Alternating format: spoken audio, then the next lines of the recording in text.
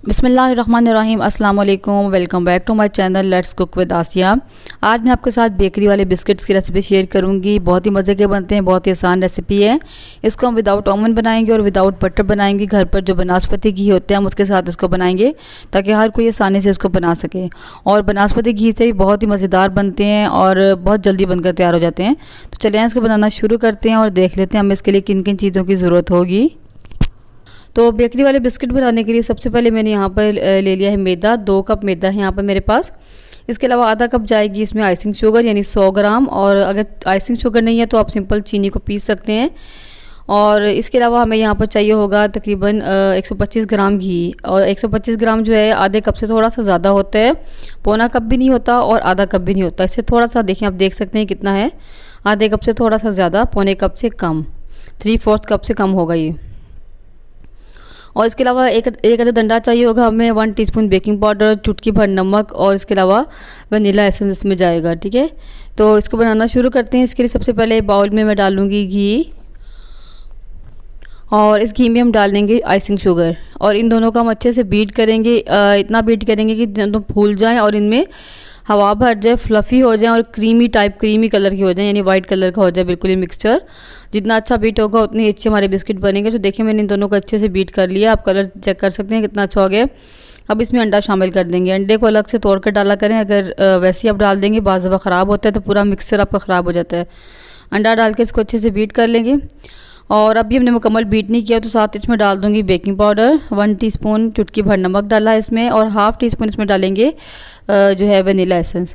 और साथ ही मैं इसमें डालूंगी 2-3 कतरे जो है ये लेमन एसेंस के। बेकरी वाले जो बिस्किट होते हैं इसमें लेमन एसेंस ही डाला जाता है। और अगर आपके पास लेमन एसेंस नहीं है तो आप सिर्फ वनीला एसेंस में इसमें डाल सकते हैं। तो लेमन एसेंस से जो बहुत अच्छा फ्लेवर आता है। तो इनको डाल के अच्छे से मिक्स कर लेंगे, थोड़ा सा बीट कर लेंगे ताकि अंडा भी अच्छे से मिक्स हो जाए और सब चीज़ें मिक्स हो जाएँ। और अब क्या करेंगे, बीटर का काम ख़त्म हो गया है।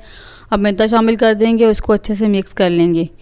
पहले मैं एक बार स्पैचुला से मिक्स करूँगी, उसके बाद मैं इसको हाथ से अच्छे तरीके से जो है मिक्स कर लूँगी। और एक थोड़ा सा गूंद लेंगे, यानी डो तैयार कर लेंगे इसकी हम। तो इसको मैं हाथ से मिक्स कर लेती हूँ और एक डो तैयार कर लेते हैं। अच्छे तरीके से मिक्स कर लेंगे हम इसको। तो बिस्किट की डो हमारी बनकर तैयार होगी। अगर आपको ये डो सॉफ्ट लगे तो आप इसको फ्रिज में रख सकते हैं। जैसे कि आजकल गर्मियाँ है तो थोड़ी नरम रहती है, तो मैंने भी इसको थोड़ी देर के लिए फ्रिज में रख दिया था ताकि अच्छे से सेट हो जाए। उसके बाद मैं एक पोर्शन ले लूँगी, इसमें से आधे से ज़्यादा डो मैं लूँगी। उसकी मैं सिंपल बिस्किट बनाऊँगी। उसके अलावा थोड़ी सी डो मैंने रख ली साइड पर, उसकी मैं जो है बादाम वाले आलमंड बिस्किट बनाऊँगी। ठीक है, तो इस डो को अच्छे से हम पहले मैदे को डस्ट करेंगे और इसके ऊपर इस डो को रखकर हम इसको बेल लेंगे। बिल्कुल हल्के हाथ से हमने बेलना है और मैदा बहुत ज़्यादा नहीं डालना।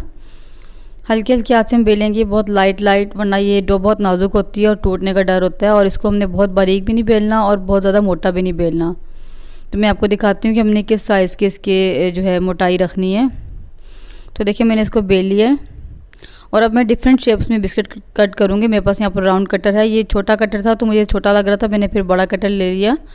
तो इससे मैं राउंड बिस्किट कट करूँगी। इसके अलावा हार्ट शेप में भी बनाएंगे और इसके अलावा फ्लावर की शेप भी बनाएंगे। ठीक है, तो ये मैंने 4-5 बिस्किट जो हैं राउंड में बनाए हैं। उसके अलावा हार्ट शेप में बनाऊँगी।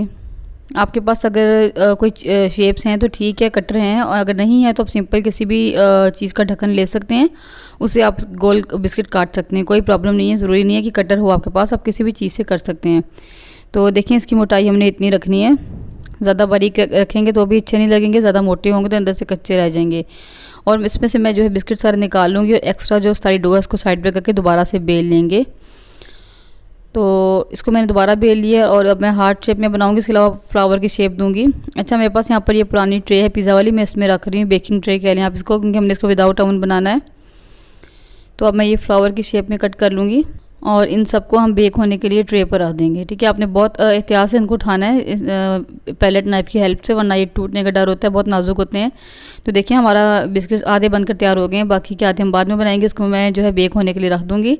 तो इनको बेक करने के लिए मैंने यहाँ पर एक कढ़ाई ले ली। इसको मैंने प्री हीट होने के लिए रख दिया था। इसमें मैंने एक स्टैंड रख दिया। तो इसमें हम बिस्किट वाली ट्रे अपनी रख देंगे और इसको मैं एग ब्रश कर दूंगी, यानी अंडा ऊपर इसके लगा लूँगी फेंट कर, ताकि इसमें अच्छा सा कलर आ जाए। अगर आप नहीं लगाना चाहते तो आप मत लगाएं, ऑप्शनल है, ज़रूरी नहीं है। अच्छा, विदाउट ओवन ये तकरीबन 20 से 25 मिनट लेते हैं बेक होने में। और अगर आप ओवन में बना रहे हैं तो फिर 15 से 20 मिनट लगते हैं, जल्दी तैयार हो जाते हैं। तो जो है ये तकरीबन 20-25 मिनट बाद हम इसको खोल कर चेक करेंगे। उतनी देर हम क्या करते हैं, अपने दूसरे वाले बिस्किट बना लेते हैं, तब तक ये बेक हो जाएंगे। तो बाकी जो डो बची है उसकी हम बादाम वाले बिस्किट बनाएंगे। तो मैंने थोड़े से बादाम लेकर उनको क्रश कर लिया है। ये बादाम इसमें डाल देंगे, उसको अच्छे से मिक्स कर लेंगे। आप हंस पे ज़रूरत बादाम डाल सकते हैं, कुछ भी डाल सकते हैं। अगर आपके पास पीनट है तो पीनट भी डाल सकते हैं। और इसके बाद इसको काउंटर पे हम मैदा डस्ट करेंगे और इसके ऊपर हम इस डो को बेल लेंगे और हल्के हाथ से ही बेलेंगे। और बेलने के बाद ऊपर से दोबारा मैं बादाम लगाऊंगी और इसको दोबारा से थोड़ा सा बेलूँगी ताकि तमाम जो बादाम है उसके साथ स्टिक हो जाएँ, साथ जुड़ जाएँ।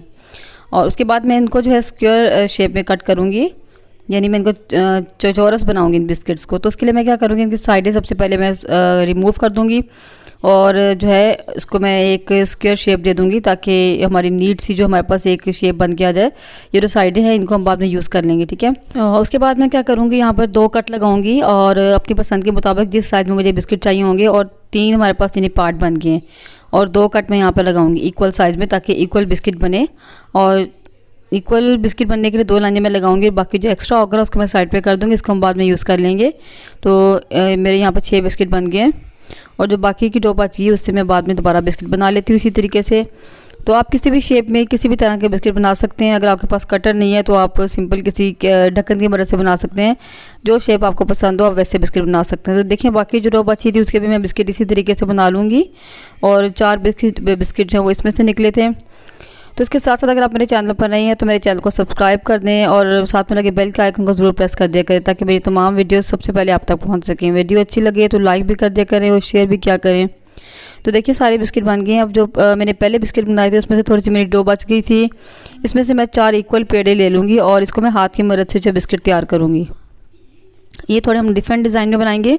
एक बॉल सी मैं पहले बनाऊंगी, उसके बाद थोड़ा सा प्रेस कर दूंगी, फिर फॉक की मदद से इसको निशान लगा देंगे तो ये खूबसूरत से बिस्किट हमारे पास बनकर आ जाएंगे। तो देखिए यहाँ हमारे बिस्किट्स को बेक होते तकरीबन 20-25 मिनट हो गए हैं। तो ये मेरे से थोड़े से ज़्यादा बेक हो गए थे, मुझे टाइम का आइडिया नहीं रहा।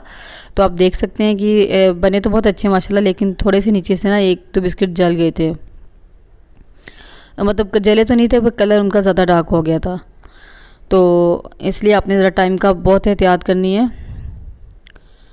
तो इनको मैं निकाल लूँगी और इसी तरह हम बाकी की बिस्किट भी बेक कर लेंगे। ये देखें इन बिस्किट्स को मैं दोबारा से बेक कर लूँगी, रंडा ब्रश करूँगी ऊपर, इनको हम बेक कर लेंगे और 20 मिनट हम बेक करेंगे। 20 मिनट में बहुत अच्छे से बेक हो जाते हैं।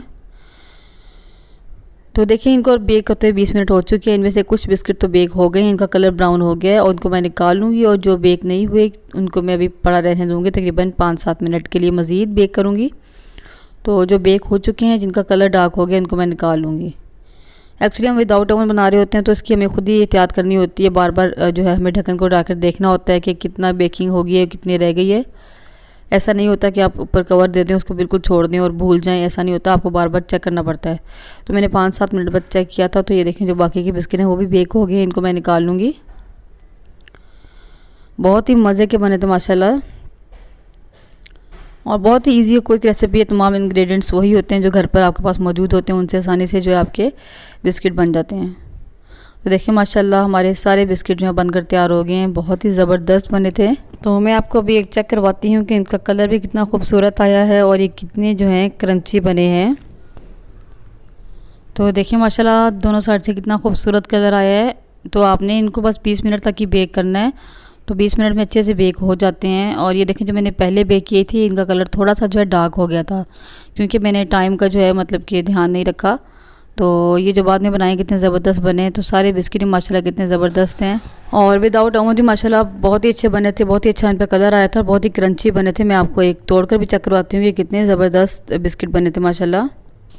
तो देखिए आप देख सकते हैं कितने ज़बरदस्त है माशाल्लाह और तमाम बिस्किट्स से बहुत अच्छा कलर आया था। और आप इसको ज़रूर बनाकर ट्राई करें, आपसे भी इंशाल्लाह बहुत ही ज़बरदस्त बनेंगे। तो ये थी मेरी आज की रेसिपी। मुझे उम्मीद है कि आपको ज़रूर पसंद आएगी, आप इसको ज़रूर ट्राई करें और वीडियो अच्छी लगे तो लाइक और शेयर ज़रूर कर दिया करें। मिलते हैं किसी नेक्स्ट वीडियो में इंशाल्लाह किसी नई और मज़ेदार सी रेसिपी के साथ। तब तक के लिए अल्लाह हाफिज़, दुआ में ज़रूर याद रखिएगा।